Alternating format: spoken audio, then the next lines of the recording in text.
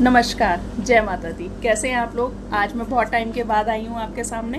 तो पहले मैंने आपको पाइथागोरस के बारे में बताया था, पाइथागोरस न्यूमरोलॉजी के बारे में। अब मैं आपको शेल्डन न्यूमरोलॉजी के बारे में बताऊंगी, और इसे हमारी पब्लिक जो है वो वैदिक के नाम से भी जानती है, वैदिक शेल्डन।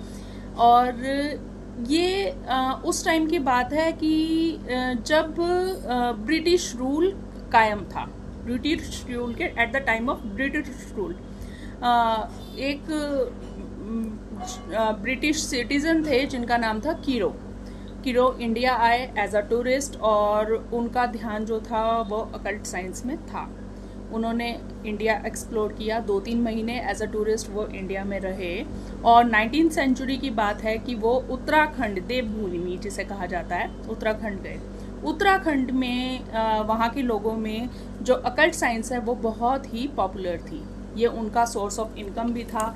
इसी से उन लोगों की जो जर्नी है, जो पैसा उनका, मतलब जो इनकम का सोर्स था वो उनका अकल्ट साइंस ही था। तो उस टाइम पर वो लोग जो इस विद्या को अपने तक ही सीमित रखते थे, और इसका ज्ञान वो सभी को नहीं देते थे। मतलब ये विद्या उनके घराने तक ही होती थी। इसका ज्ञान ऐसा नहीं होता था कि वो सभी को दें, कि कोई भी आए और उनसे सीख कर चला जाए।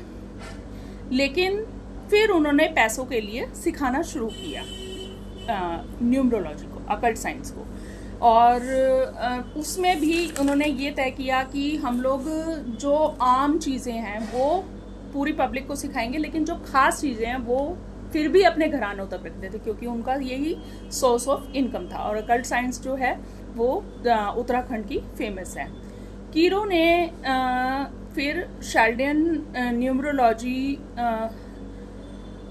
को एक्सप्लोर किया। करने के बाद में उन्होंने काफ़ी सारी चीज़ों को खुद से और डाल के, और उन्होंने बहुत अच्छा बेस बनाया, और उन्होंने इसकी न्यूमरोलॉजी को तैयार किया, जिसमें उन्होंने इंडियन चीज़ों को भी उसके साथ रिलेट किया। इंडियन जो हमारे भगवान हैं, इंडियंस जो हमारे राहु, केतु, सूर्य, चंद्रमा, जिनकी हम पूजा करते हैं, बुध, बृहस्पति, शुक्र, और इन सब को भी उन्होंने इससे रिलेट किया, और इसका नाम वैदिक न्यूमरोलॉजी रख दिया गया। अब इसमें सबसे ज़्यादा इम्पॉर्टेंट जो है वो नंबर्स हैं। नंबर्स को इम्पॉर्टेंस दे करके आप अंकों के रहस्य को जान के और इन्हें समझ के अपनी लाइफ को हम आसान कर सकते हैं। ये एक बहुत ही अच्छी इम्प्रूवमेंट देता है लाइफ के हर्डल्स में। हमारे यहाँ किसी भी विद्या का मुख्य पार्ट ही ग्रह हैं। हमारे यहाँ पे कितने ग्रह हैं? हमारे भारत में 7 ग्रह हैं। जैसे कि सोमवार चंद्रमा का दिन माना जाता है, मंगलवार मंगल, बुधवार बुध, बृहस्पतिवार बृहस्पति देव, शुक्रवार शुक्र, और शनिवार शनि, रविवार सूर्य, और छाया ग्रह 2 हैं, राहु और केतु, जो कि समुद्र मंथन के समय हमारे यहाँ आए थे, या जो भी कह सकते हैं हम, लेकिन ये हमारे छाया ग्रह हैं।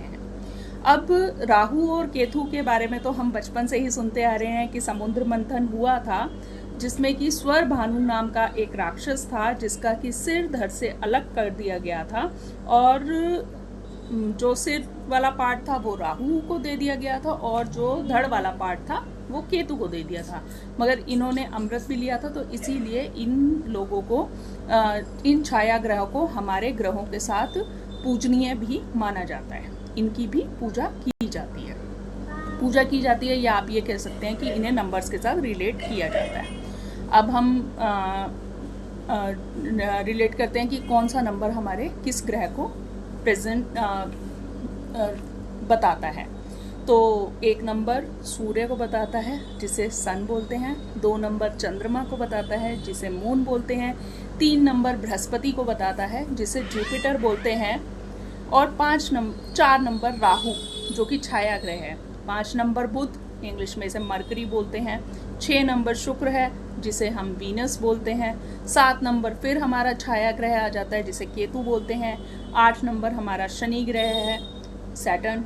और 9 नंबर मंगल ग्रह, मार्स। ये 9 प्लैनेट्स हैं जो कि जिनका एक अलग ही एक अपना ही साम्राज्य है, और ये सारे ही रूलिंग प्लैनेट्स हैं, जिनमें से सबसे इम्पोर्टेंट जो रूलिंग प्लैनेट है वो हमारा चंद्रमा और सूर्य है। सूर्य और चंद्रमा, सूर्य जो है वो राजा है, चंद्रमा जो है वो रानी है, और सूर्य जो है वो क्या है, वो हमारी आत्मा है, और चंद्रमा की जो है वो हमारा मन है, और पूरा शरीर हमारा किससे बना हुआ है, आत्मा और मन से। लेकिन चंद्रमा जो है अनस्टेबल है, ये एक ऐसा प्लैनेट है जो घटता बढ़ता चलता रहता है, इसीलिए इसका मन से संबंध है, और हमारा मन भी कभी अच्छा होता है कभी बुरा होता है, हम मन से दुखी भी होते हैं, हम मन से खुश भी होते हैं, इसीलिए इसे थोड़ा सा वीक प्लैनेट समझा जाता है। बृहस्पति जो है वो गुरु हैं, वो प्रधानमंत्री हैं, वो राजा के सलाहकार हैं। राहु क्या है, राहु राक्षस है, दुष्ट है, अनुपाती है, सेवक है, मगर चतुर, चालाक और होशियार है। जिंदगी में सबको इसको सफलता चाहिए, पर ये छीन लेगा, गुंडागर्दी पे उतारू हो जाता है। बुध क्या है, बुध युवा है, बुध युवा है, और ये बहुत ही यंग है, ये राजकुमार है, और इन्हें चंद्रमा का पुत्र भी कहा जाता है। चंद्रमा को, और शुक्र उसके बाद हमारा आता है शुक्र। शुक्र प्लैनेट क्या है, ये असुरों के गुरु हैं, जो राक्षस हैं ये उनके टीचर हैं, और इन्हें जो हम कहेंगे कि गुरु बृहस्पति, गुरु और शुक्र की आपस में नहीं बनती है, बृहस्पति और शुक्र की नहीं बनती, क्योंकि बृहस्पति क्या है, बृहस्पति देवताओं के गुरु हैं, टीचर हैं, और शुक्र क्या है, वो असुरों के टीचर हैं। तो इसीलिए इन्हें 3 और 6 जो बोलते हैं ना 36 का आंकड़ा बचपन से सोचते आ रहे हैं 36 का आंकड़ा है, 36 का आंकड़ा मीन्स 3 और 6, 3 बृहस्पति है और 6 शुक्र है, और इनकी आपस में नहीं बनती है, इसीलिए इनको दोनों को ही दूर रखना चाहिए। दोनों ही विवाह के कारक हैं। लड़कियों के लिए विवाह के कारक देवगुरु बृहस्पति हैं, और लड़कों के विवाह के कारक देवगुरु शुक्र हैं। देवगुरु नहीं है, असुरों के गुरु शुक्र हैं। शुक्र को शुक्राणु का भी कारक माना गया है। शुक्र भोग विलास के भी कारक हैं। 5 इंद्रियों को जो हमें पसंद है वो हमारे कारक शुक्र ही हैं।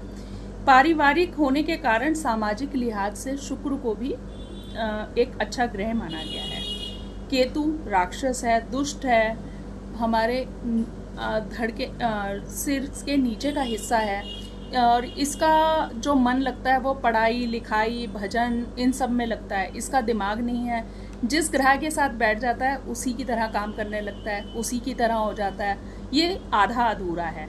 सेवक का दर्जा दिया गया है इसे, इसीलिए ये जिसके साथ बैठता है ये उसी की गाने लगता है। ये सूर्य के साथ बैठेगा तो ये राजा के गुण गाएगा, चंद्रमा के साथ बैठेगा तो ये मन में उथल पुथल मचाएगा, ये बुध के साथ बैठेगा, बृहस्पति के पास साथ बैठेगा तो ये बहुत अच्छा एजुकेशन और इन सब में बहुत अच्छी सीख देगा। जब ये बृहस्पति के साथ बैठेगा तो टीचर है ही हैं तो उनकी तरह रिएक्ट करेगा, मतलब कि बृहस्पति एक देवताओं के गुरु हैं तो ये अच्छी शिक्षा, उच्च शिक्षा भी देगा। और फिर उसके बाद बुध के साथ बैठेगा, बुध युवा है तो ये उसी की तरह कार्य करेगा। अगर ये शुक्र के साथ बैठेगा तो शुक्र क्या है, भोग विलास के कारक हैं। शुक्र आजकल के समय में कलयुग में हमें शुक्र ही सब कुछ प्रदान करते हैं, तो ये हमारे लिए अच्छा है शुक्र के साथ भी इनका। और उसके बाद में आप शनि के साथ आता है तो शनि जो है वो धीरे धीरे चलते हैं, तो शनि के साथ भी शनि की तरह रिएक्ट करेंगे। मंगल के साथ बैठेंगे तो मंगल क्रूर ग्रह है, गुस्से वाला है, मंगल दयालु भी है, तो ये केतु उन्हीं की तरह रिएक्शन देंगे। तो और शनि जो है चीफ जस्टिस हैं, न्यायप्रिय हैं, तो उन्हीं की तरह रिएक्ट करेंगे। तो आज की जो मैंने आपको शैल्डियन न्यूमरोलॉजी के बारे में बताया है, काफ़ी कुछ बता दिया है, तो फिर हम कल बात करेंगे इसी में नंबर 1 से। नंबर 1 मैंने बताया कि राजा है, जिन लोगों का जन्म नंबर 1 तारीख को हुआ है, नंबर 19 तारीख को हुआ है, या फिर 1, 19, 10, 28 किसी भी महीने की इन तारीखों को हुआ है वो राजा हैं।